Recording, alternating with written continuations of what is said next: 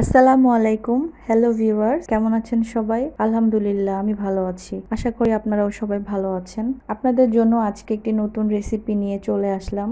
আজকে আপনাদের জন্য নিয়ে এসেছি হাতে তৈরি করা 7 প্রকারের ভর্তা।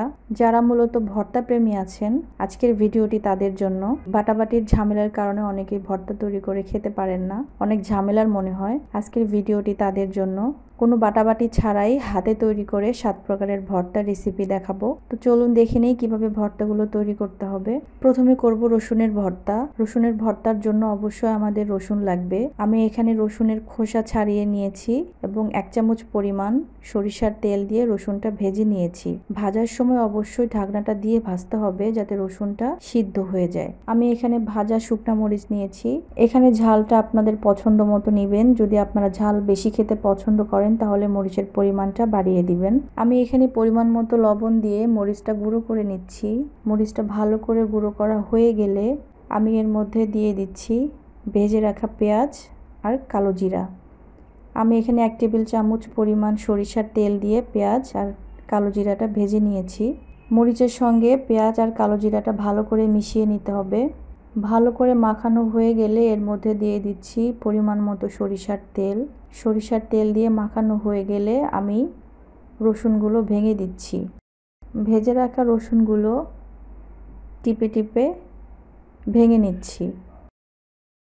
রসুনগুলো ভাঙা হয়ে গেলে আমি পেঁয়াজ মরিচের সঙ্গে ভালো করে রসুনটা মিশিয়ে নিচ্ছি।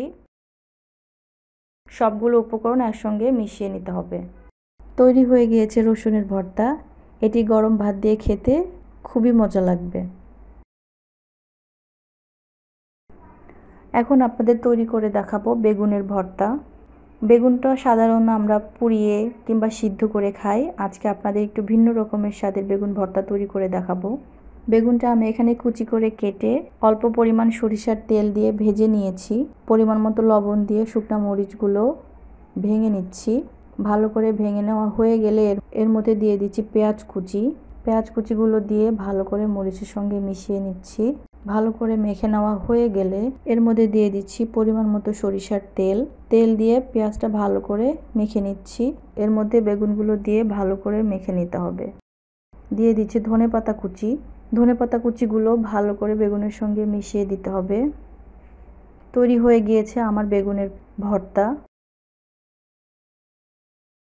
এখন আপনাদের তৈরি করে দেখাবো সেই বিখ্যাত মাওয়া ঘাটের ইলিশের লেজ ভর্তা। আমি ভর্তাটি তৈরি করার জন্য ইলিশ মাছের লেজ ভেজে নিয়েছি। ইলিশ মাছের লেজটা ভেজে আমি কাটা ছাড়িয়ে নিয়েছি। আমি এখানে নিয়েছি ভাজা শুকনা মরিচ। এর মধ্যে পরিমাণ মতো লবণ দিয়ে ভালো করে মরিচটা ভেঙে নিচ্ছি। মরিচটা গুঁড়ো করা হয়ে গেলে এর মধ্যে দিয়ে দিচ্ছি পরিমাণ মতো পেঁয়াজ। পেঁয়াজটা মরিচের সঙ্গে মেশানো হয়ে গেলে এর মধ্যে দিয়ে দিচ্ছি ধনেপাতা কুচি।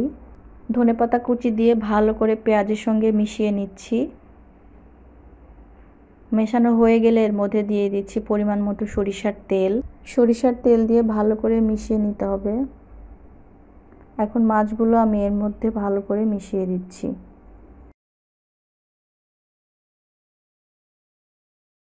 দেখুন তৈরি হয়ে গিয়েছে আমার ইলিশ মাছের লেজ ভর্তা।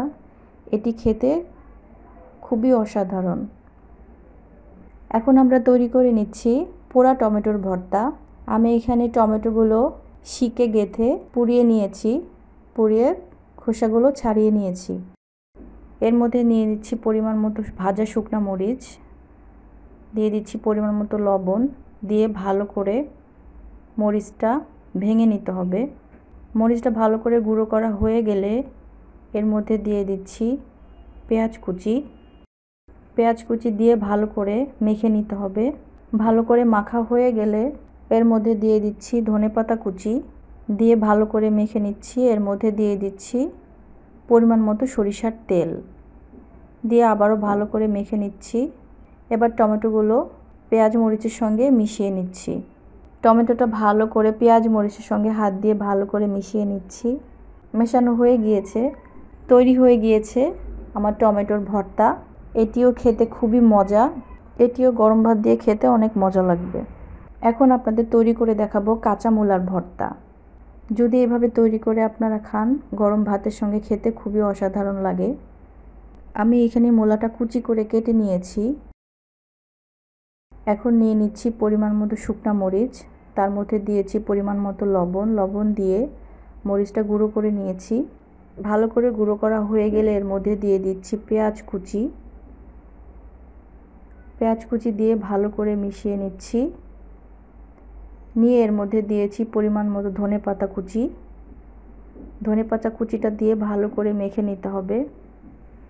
এর মধ্যে দিয়ে দিচ্ছি সরিষার তেল, দিয়ে ভালো করে মূলাটা মেখে নিতে হবে।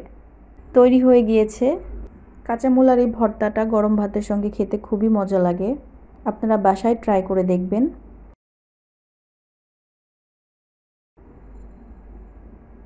এখন তৈরি করছি আলু ভর্তা। এখানে আমরা নিয়েছি পরিমাণ মতো ভাজা শুকনা মরিচটা লবণ দিয়ে ভালো করে ভেঙে নিচ্ছি।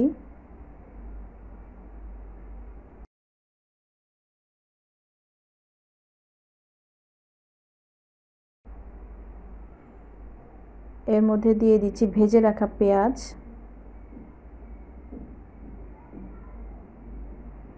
ভেজে রাখা পেঁয়াজটা মরিচের সঙ্গে ভালো করে মিশিয়ে নিতে হবে। এর মধ্যে দিয়ে দিচ্ছি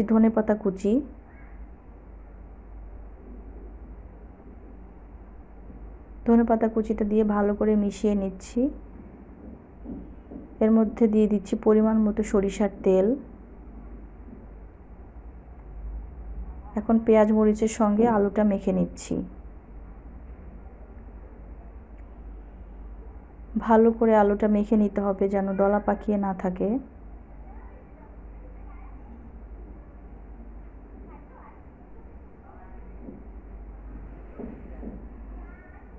সবগুলো উপকরণ একসঙ্গে মেখে নিচ্ছি। সবগুলো উপকরণ একসঙ্গে মেশানো হয়ে গেলে এর মধ্যে দিয়ে দিচ্ছি 1 চামচ পরিমাণ ঘি।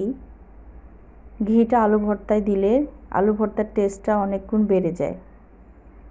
যদি আপনারা কেউ পছন্দ না করেন, নাও দিতে পারেন। হয়ে গিয়েছে আমার আলু ভর্তা। গরম ভাতের সঙ্গে আলু ভর্তাটা খুবই মজা লাগে খেতে।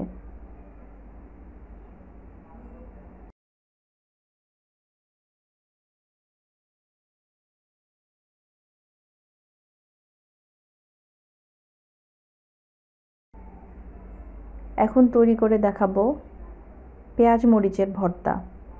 আমি এখানে নিয়েছি পেঁয়াজ কুচি, ধনেপাতা কুচি আর নিয়েছি ভেজে রাখা শুকনা মরিচ। সবগুলো উপকরণ একসঙ্গে মিশিয়ে নিতে হবে।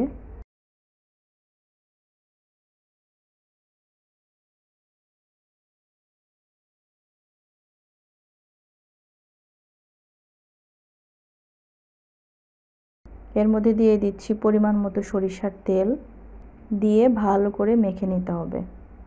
পেঁয়াজ মরিচের এই ভর্তাটা গরম ভাতের সঙ্গে খুবই ভালো লাগে খেতে।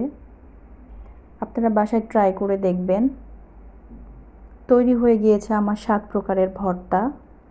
কোনো ঝামেলা ছাড়াই হাতে তৈরি করে ফেলেছি 7 প্রকারের ভর্তা। তো ভিউয়ার্স, হাতে তৈরি আমার 7 প্রকারের ভর্তা রেসিপিটা কেমন লাগলো অবশ্যই জানাবেন কমেন্টস করে। আর যারা আমার চ্যানেলটিতে নতুন তারা অবশ্যই আমার চ্যানেলটি সাবস্ক্রাইব করবেন। পাশে থাকা বেল বাটনটিতে একটি ক্লিক করবেন, তাহলে আমার নতুন নতুন রেসিপিগুলো আপনাদের কাছে পৌঁছে যাবে। সবাই ভালো থাকবেন, সুস্থ থাকবেন। আল্লাহ হাফেজ।